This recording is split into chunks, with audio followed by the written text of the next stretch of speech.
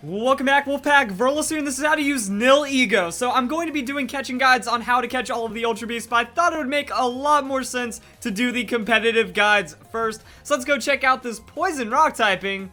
Oh man, so pretty much the Poison Rock typing on the Nihilego is going to be a death sentence to ground type Pokemon. 4 times weakness to ground and earthquake is everywhere, so try to avoid that and you might be okay. Other than that, we still have a lot of weaknesses: steel, water, and psychic. Now water is probably going to be the most common out of them, but you still might see a stray steel or psychic attack, and that could be pretty bad for the Nihilego. Other than that, you do have some good resistances, mostly on that special side as well with the fairy, fire, and poison, so you can be doing pretty well right there. Looking at our typing offensively, it's alright. Poison Rock hits pretty well against quite a few things. The Rock typing Stab is always a nice thing to have for Bug, Fire, Flying, and Ice type Pokemon. Those are fairly common, and the Poison does hit hard on those Fairy types. Other than that, though, we do have to acknowledge that we are pretty screwed over by Steel and Ground type Pokemon, not finding reliable hits against them. Now, looking at Nihilego's stats.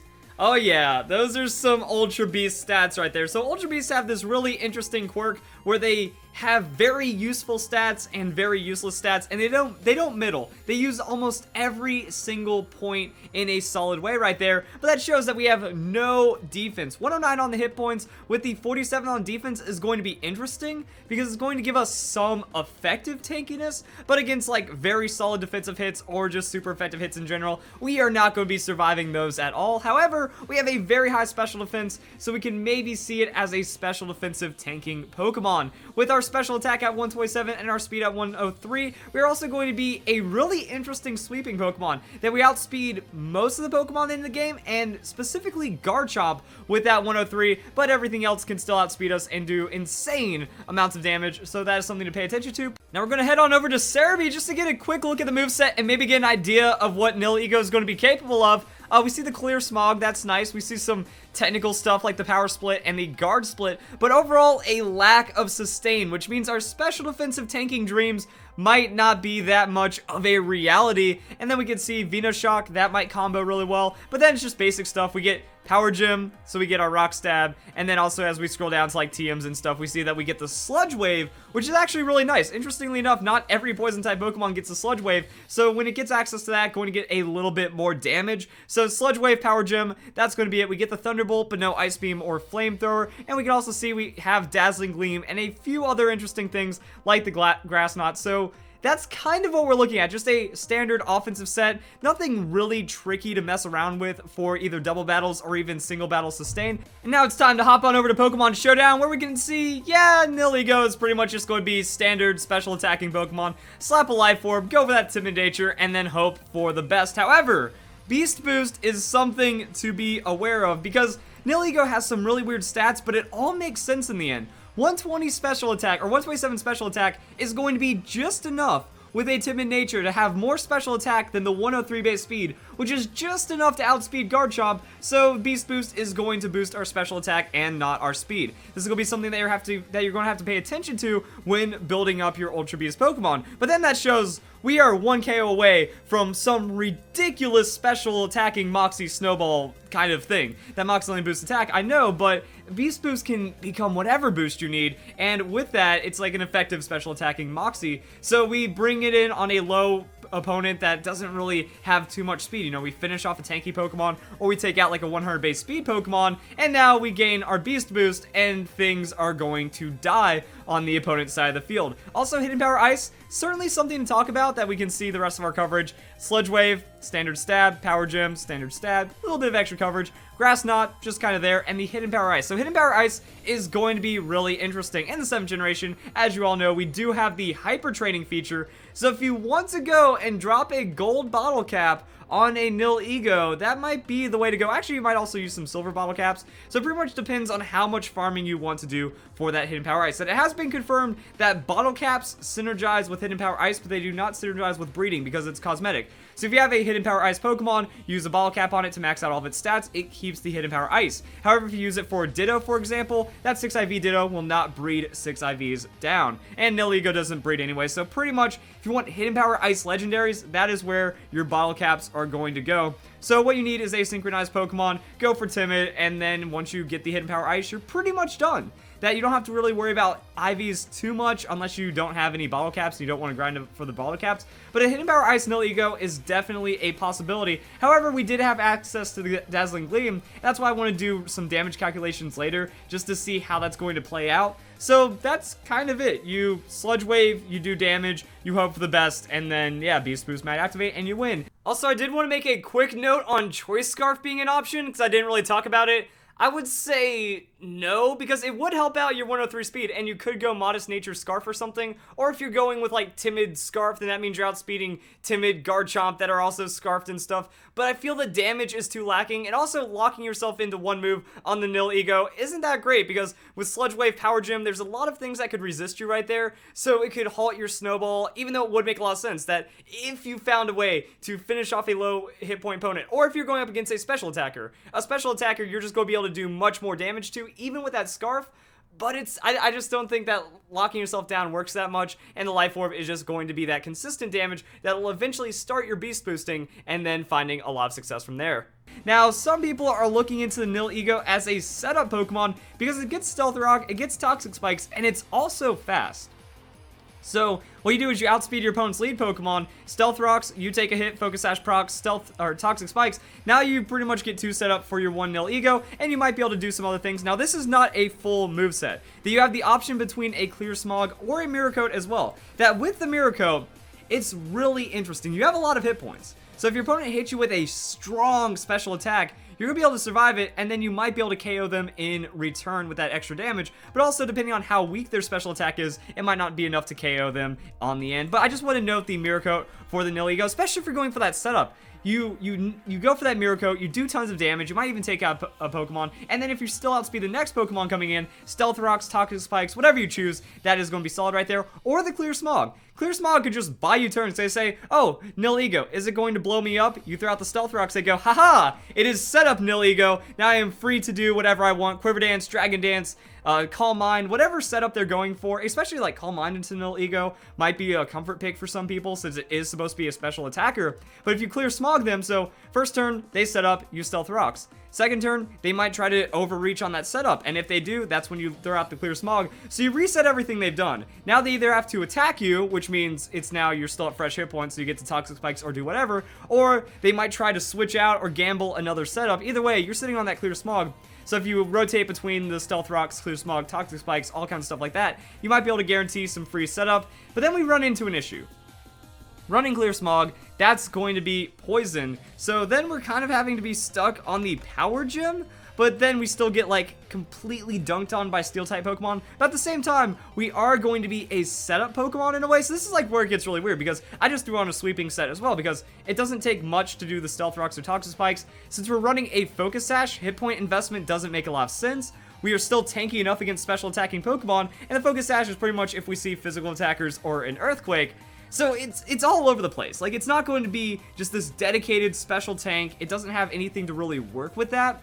So that's going to be an issue right there. But on that, you can run the Power Gym. You can look for some kind of other coverage just to make the Nihilego make a bit more sense. Or you can also give up the Clear Smog. I just like it for the tech. That if your opponent isn't expecting the Clear Smog, they go for setup. You get free setup and more. And also just like thinking about some other coverage things, Psychic, Psyshock. So if you just want to go for some weird coverage on the Nihilego, that can work. Yeah, do Psyshock. Psyshock will actually one-hit KO an opposing Nihilego. So if Nihilego becomes a threat, or if you just want to have that little bit of a surprise factor against Pokemon that are really weak defensively, the Psyshock is like, imagine that. They lead Nihilego, you win the speed tie, you Psyshock, and now you start your Snowball just like that. Like, Psyshock is good. Because remember, you still have Beast Boost. That if somehow you knock out an opposing Pokemon, you're gaining special attack, so that you might be able to sweep. Or what you do is you set up your Stealth Rocks, set up your Toxic Spikes, switch out, maybe, and then if you bring in Nihilego against a lowered foe, it doesn't matter because you can still clean them up. So that's why instead of the Clear Smog, you can also run the Sludge Wave, Sludge Bomb, whatever whatever move you want on this Pokemon, whatever you think your team needs for coverage, whatever the meta kind of dictates, you know,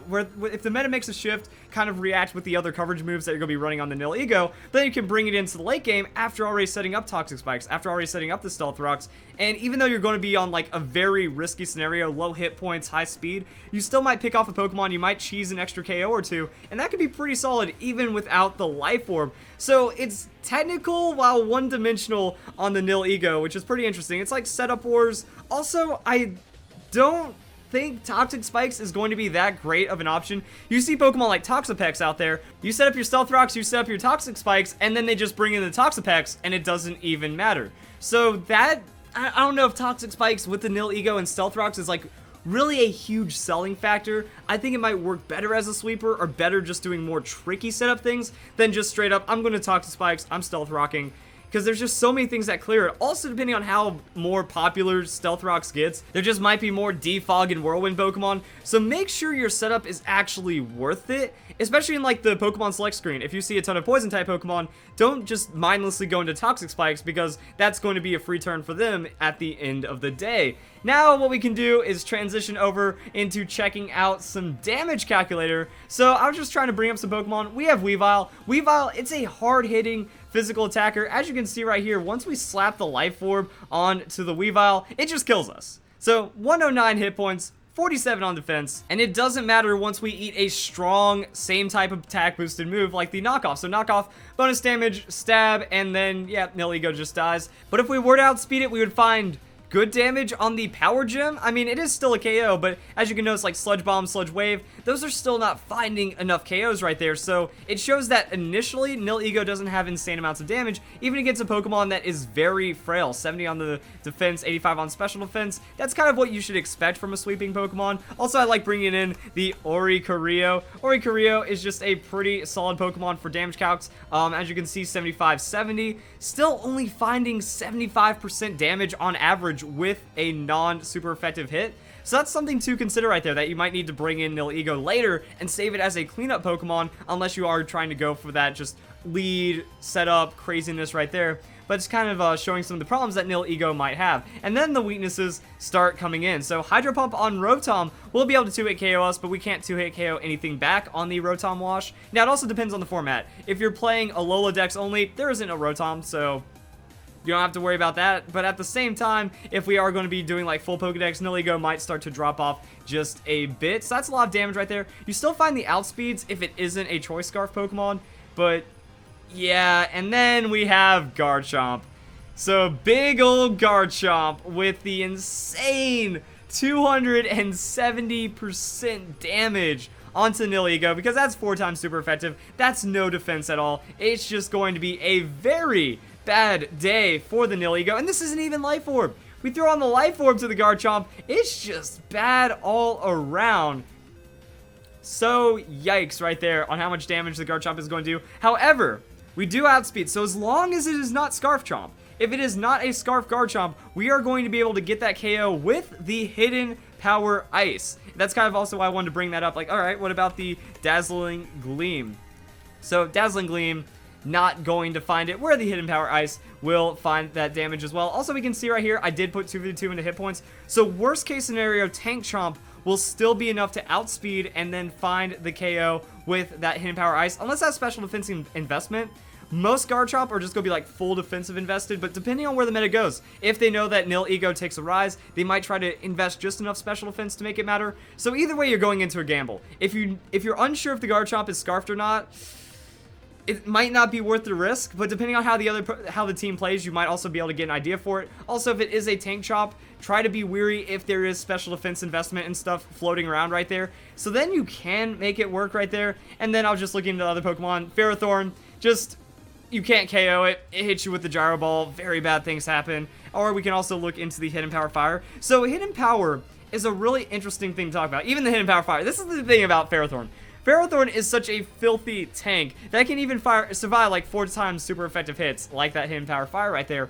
But also, be knowledgeable. Like, Hidden Power Ice against Garchomp, that's kind of it. Hidden Power Ice against Salamence, that's kind of it. That if you use Hidden Power and say it's a 2 times super effective move, a neutral hit Sludge Wave is doing more than a 2x super effective hidden power, so don't just worry about the hidden power too much unless you are just looking for those like specific Garchomp matchups.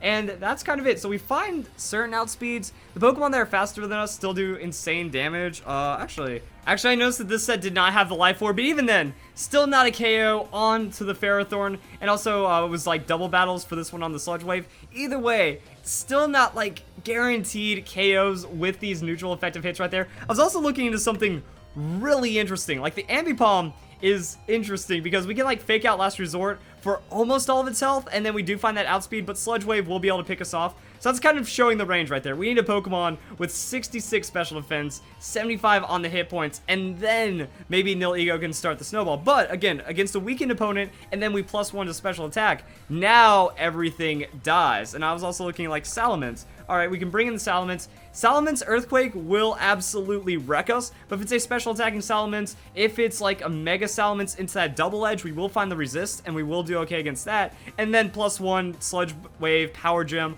all that is enough. So, Nihilego is a pretty gambly Pokemon, is what I have to say about that pretty much. That it breaks down in a lot of different ways. You can set it up like that, and you can set up do some damage, or you can try to go for that Snowball and then hope the opponent just does not straight up wreck you. Like anything faster with an Earthquake, anything faster with a ground type move, Scarf Earthquake, anything like that is going to be an issue. But overall, Nihilego, pretty solid, and I see only Timid Nature, only sweeping from this Pokemon. So guys, enjoy the video. Hope you all have a nice day. Thank you very much for watching.